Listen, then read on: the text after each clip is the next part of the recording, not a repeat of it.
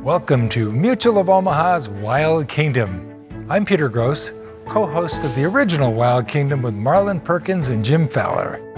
If there's one thing we've learned when filming Wild Kingdom, it's that nature can be harsh.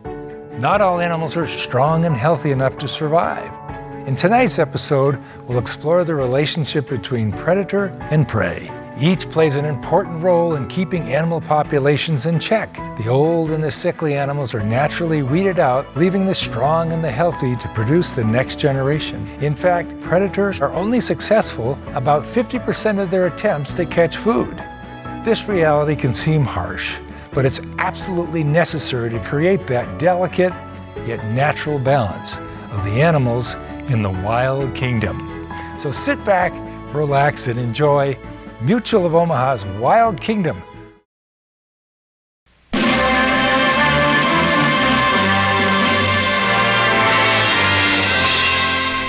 Mutual of Omaha's Wild Kingdom. Mutual of Omaha.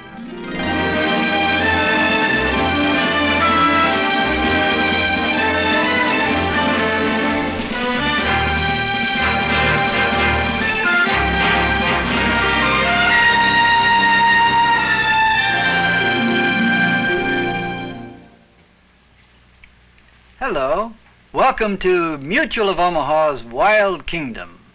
You've heard the expression like an oasis in a desert. Well, today our story takes place here in southern British Guiana, just a few degrees north of the equator, in an area that looks like a desert in an oasis. Yes, I meant to say it that way, a desert in an oasis. Something like this. It's an area of dry grassland along the Rupununi River, and it's almost completely surrounded by an oasis of lush green forest. We're not sure how it formed, but we do know that it's a paradise for animals, especially the cats. Animals are plentiful because it's one of the few openings in this dense layer of forest for hundreds of miles.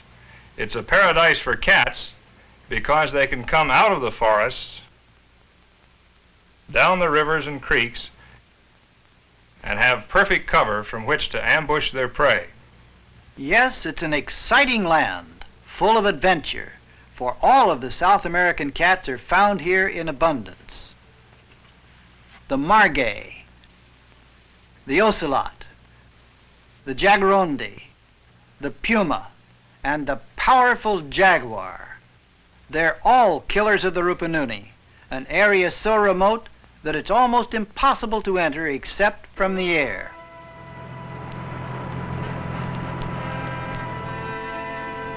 There it is, flat savanna surrounded by dense forests. The only highway here is the Rupununi River. The land along its banks is wild, primitive country, teeming with strange, exotic animal life. Here the gaudy feathered toucan lives. It's a wonder he can fly with such an enormous beak. But because it's porous and filled with air cells, it's surprisingly light, and handy too for picking berries and fruit off trees. I soon spot a margay cat cooling off in the water. He's one of the smallest killers of the Rupununi. Higher up the bank, an armadillo hunts for grubs. His armored shell is strong, but his brain is weak. Another killer lurks nearby, a boa constrictor. The armadillo is smart enough to get away from the boa. He heads down the bank and runs blindly towards the cat.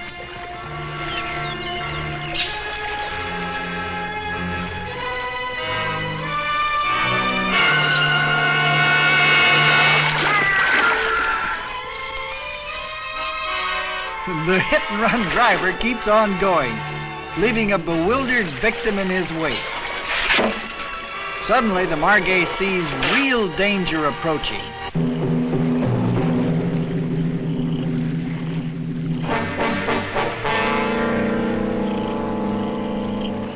The cat better watch out.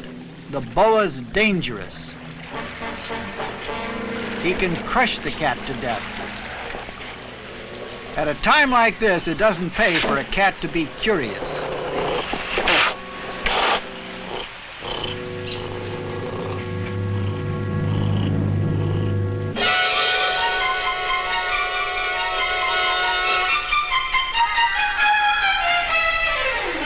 That's too close for comfort.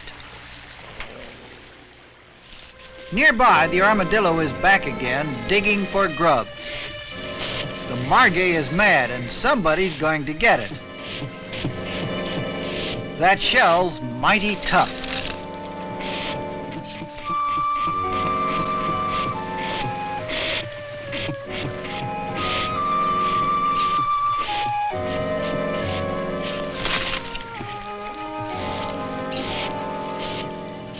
The armadillo's defenses are too strong for him. It's been a tough day. While Marlin traveled by river, I explored the interior with Stan Brock, a rancher who knows the animals of the area well. Beneath darkening skies, the rolling savanna of the Rupununi stretches out below us.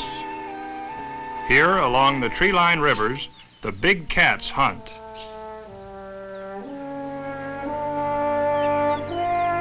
As I scan the river, a puma stalks along its banks.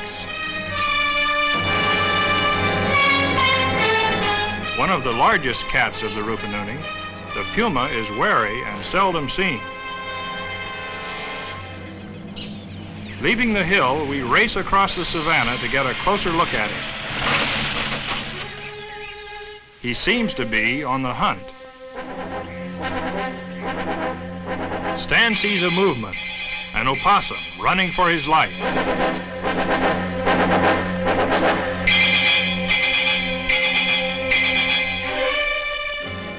The old possum finds the safest refuge he can in the branches of a nearby tree, and then stands dead still, hoping the puma won't see him. But it's no good. The cat is after him.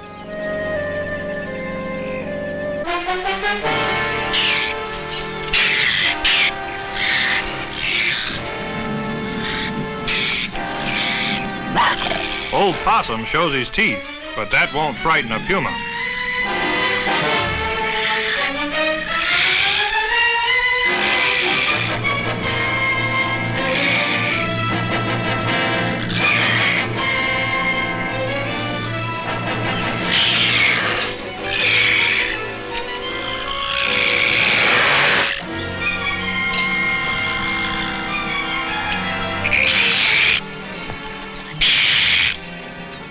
Possum's picked a good tree because the branch won't support the heavy cat.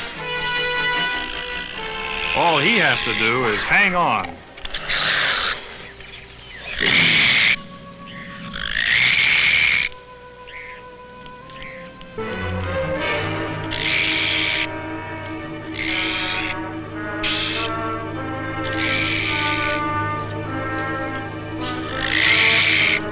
This looks like a tied ball game.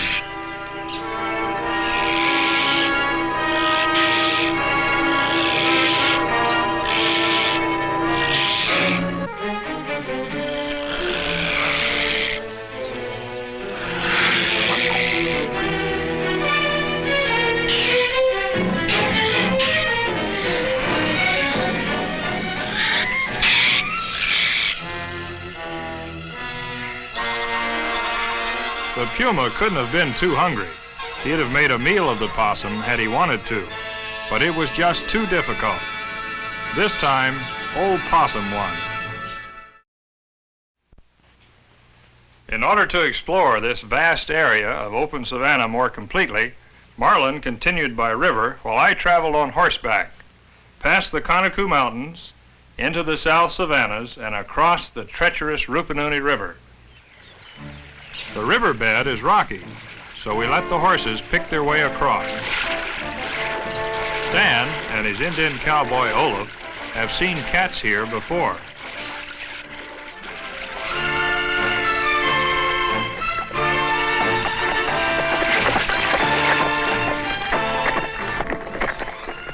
It's not long before Stan sees something in the soft sand. the tracks of an ocelot. They're still fresh.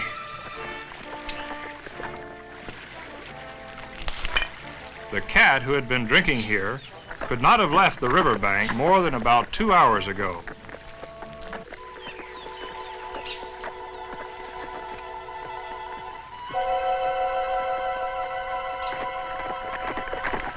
The search takes us into the grasslands.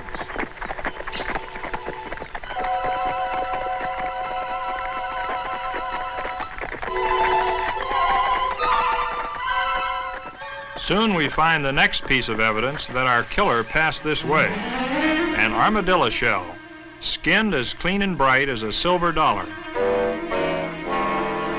Olaf thinks the cat went westward.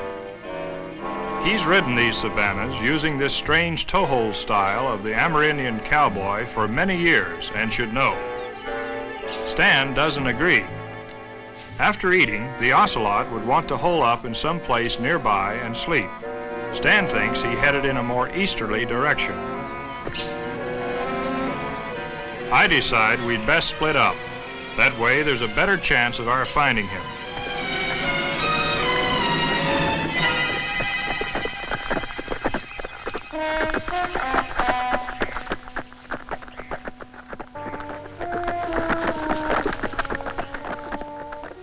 Stan goes only a short distance before he sees the ocelot.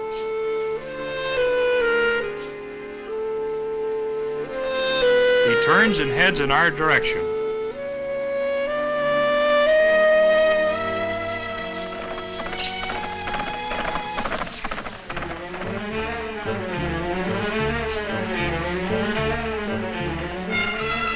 Now the chase is on.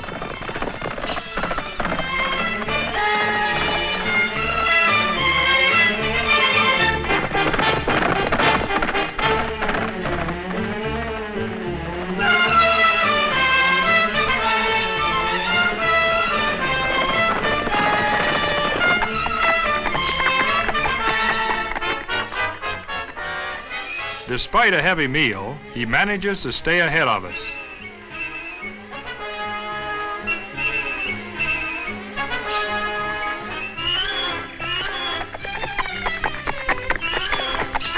We have to follow him right to the edge of the forest before we get a good look at him.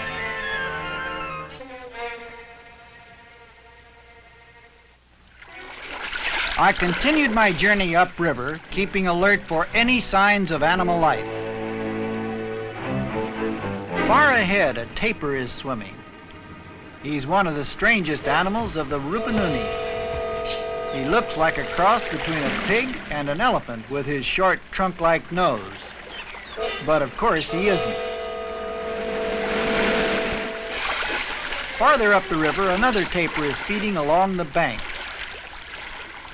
Not far behind him, a puma comes down to drink.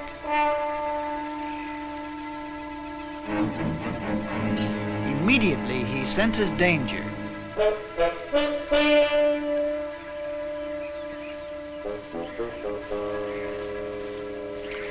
Before the big cat sees him, the tapir quietly eases himself into the water.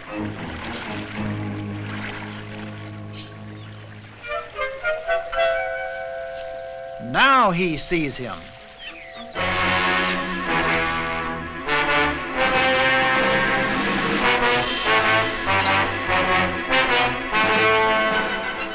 The tapir decides it's much healthier on the other side of the river.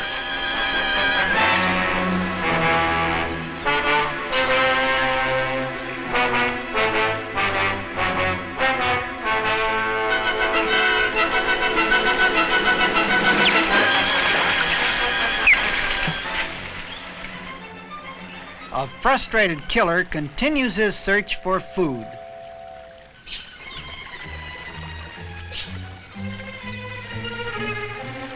Higher up the bank, a Muscovy duck sees the puma.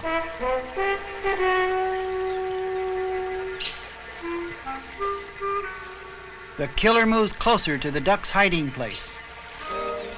It's now or never.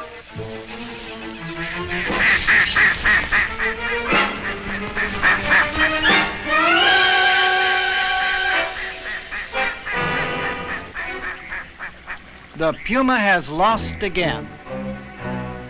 But there's a second duck still hiding in the grass.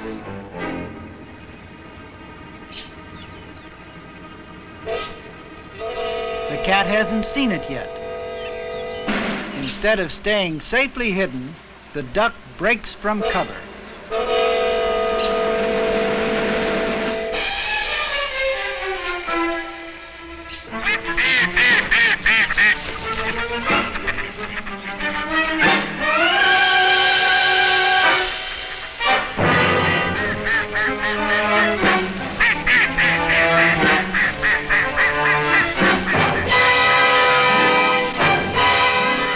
The Puma was just too smart for his victim.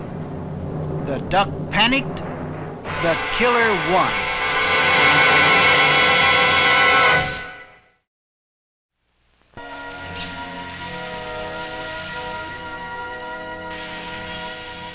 As we cross the savannah, I suddenly see two of the strangest animals of the Rupununi, giant anteaters. Although they sometimes feed on ants, their main diet is termite eggs. One is getting hungry.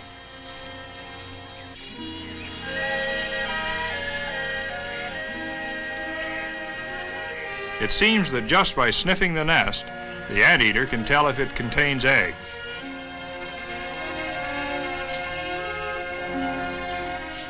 The entrance is not made by termites, but by a rodent who shares the nest with them. There are no eggs here. He decides to take a nap, using his bushy tail to protect him from the sun. Meanwhile, the other one has struck it rich. With his long, slender snout that resembles the nozzle of a hose, he pokes deep into the termite nest. His strong front claws help him dig down to the well-protected eggs.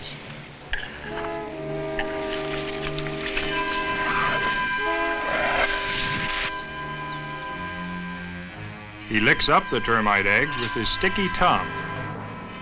Although his snout is over a foot long, his mouth is not much bigger than the end of your thumb.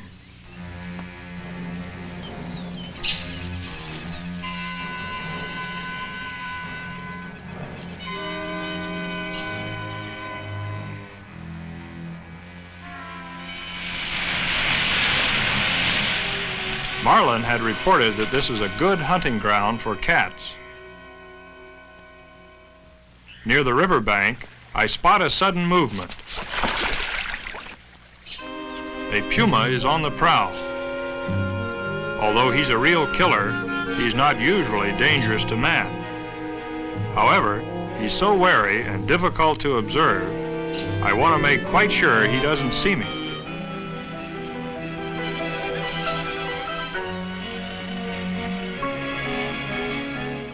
Then, an armadillo comes blundering by.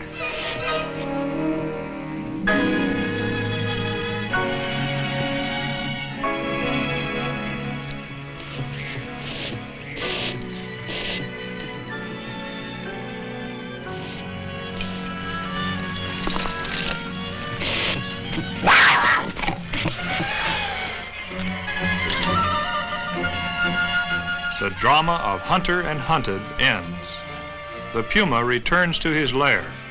Now all the animals can breathe freely, safe until the next time they hear the chilling cry of this killer of the Rupununi.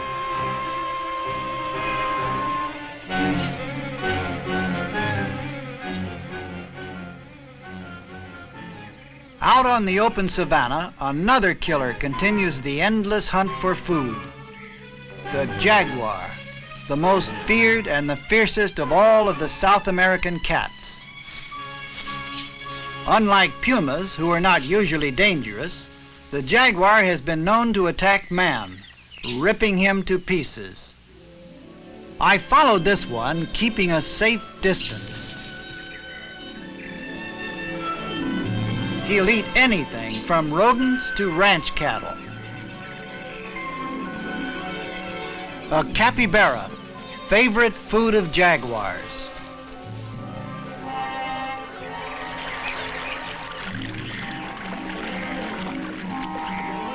Wearing his crown of water plants almost like camouflage, the capybara swims to safety. Although jaguars are excellent swimmers, they usually won't kill in water, preferring to hunt on land, their natural element. Here comes an anteater, looking somewhat like an old-fashioned quill pen on 4 legs. This is a young jaguar, not yet fully grown. The anteater is old, tough, and experienced.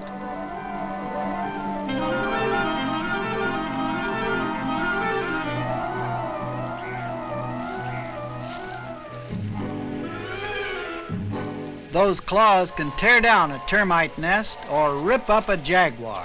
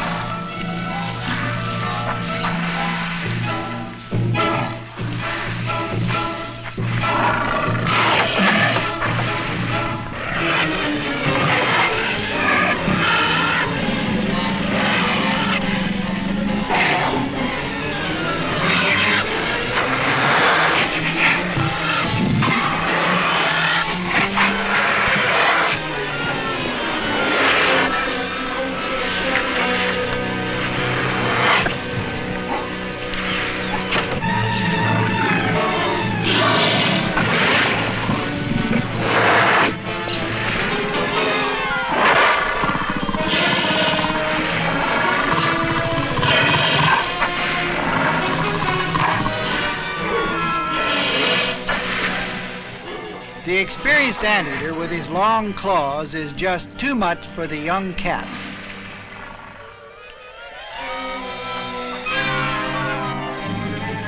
The victor, bruised and battered, goes into the water to cool off.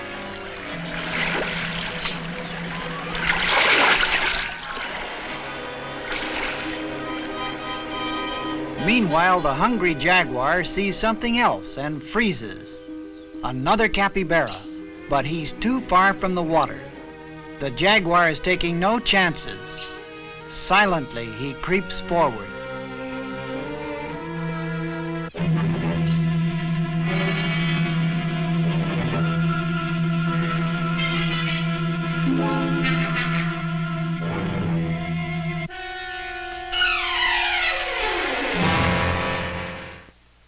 There are few places in the wild kingdom that have more cats walking their paths and trails than the savannas of the Rupununi, and yet these same trails are teeming with other wildlife.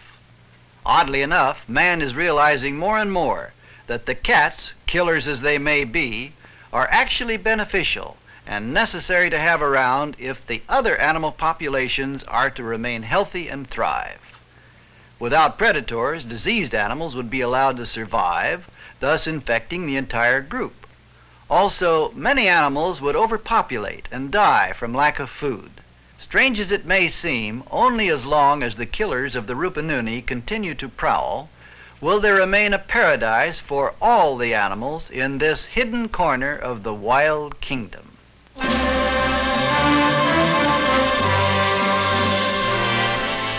Mutual of Omaha's Wild Kingdom.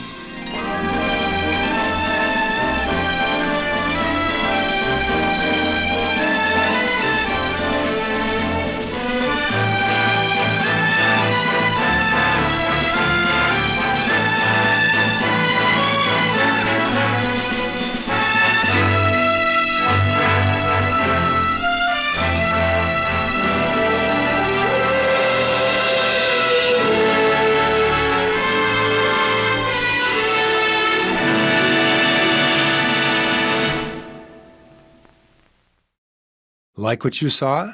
Follow us on Facebook, Instagram, and YouTube for more exclusive content. And visit our website at wildkingdom.com.